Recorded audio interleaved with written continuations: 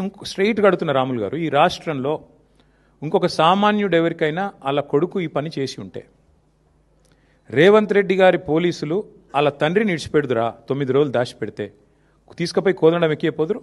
ఎక్కడున్నాడు చెప్పు నీ కొడుకునని? వాస్తవం కాదా ఇది?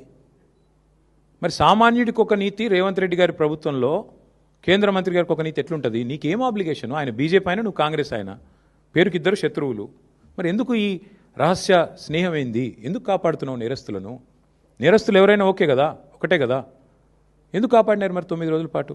చివరికి దిక్కులేక కోర్టులో రిలీఫ్ లేకపోతే, కోర్టు ద్వారా మీరేదో ప్రయత్నం చేసి చివరికి కోర్టులో రిలీఫ్ రాకపోతే ప్రజల ఒత్తిడి పెరిగి ప్రజా సంఘాలు పేట్ బషీరాబాద్ పోలీస్ స్టేషన్ ముంగట ధర్నాలు చేసే పరిస్థితి వస్తే, మా మహిళా సోదరిమణులు మొత్తం పోయి అంబేద్కర్ కాడ పోయి ధర్నా చేస్తే దిగిరాక తప్పని ఒక అనివార్య పరిస్థితి 2 పార్టీల బొండిగా పట్టుకుంటే అప్పుడు బీజేపీ కాంగ్రెస్ దిగి రాక తప్పని అనివార్య పరిస్థితుల్లో సరెండర్ అయిందా అరెస్ట్ అయిందా నాకు తెలియదు, వాళ్ళిద్దరు తెలుసుకోవాలి. అది మాకు బండి సంజయ్ గారితో మాకేం వ్యక్తిగత పంచాయతీ లేదండి, నాకు ఆయనతో ఎప్పుడూ లేదు.